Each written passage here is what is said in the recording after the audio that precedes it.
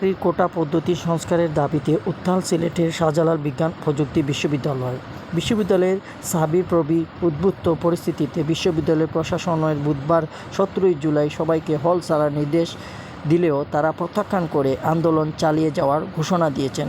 আন্দোলনকারীরা এদিকে ঢাকার নির্দেশনায় সাবিতে গাইবেনা জানাজার নামাজ আদায় করে শেষে বিশ্ববিদ্যালয়ের শাহপরান হলের বিভিন্ন কক্ষে তল্লাশি চালিয়ে শিক্ষার্থীরা হলটির কয়েকটি কক্ষ থেকে আগ্নেয়াস্ত্র ও দেশীয় অস্ত্র ও মদের বোতল জব্দ করেছে।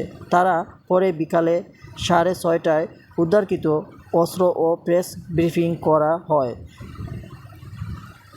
প্রেস ব্রিফিংয়ে আন্দোলনের সাবিপ্রবি সমন্বয়ক আসাদুল্লাহ আল গাবির বলেন, 150 শতাধিক মদের বোতল, একটি শটগান, একটি রিভলভার, 3টি চেইন, 100টি স্টিলের পাইপ, 10টি রামদা ও 12টি চাকু, হাতুড়ি 3টা ও বেশ কিছু গাঁজা পেয়েছি। শুধু শাহপরান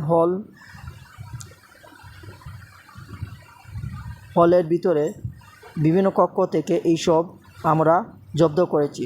সন্ধ্যা হয়ে যাওয়ার কারণে বাকি হলগুলো তল্লাশি করতে পারিনি। আগামীকাল বৃহস্পতিবার আমরা বাকি হলগুলিতে তল্লাশি করব।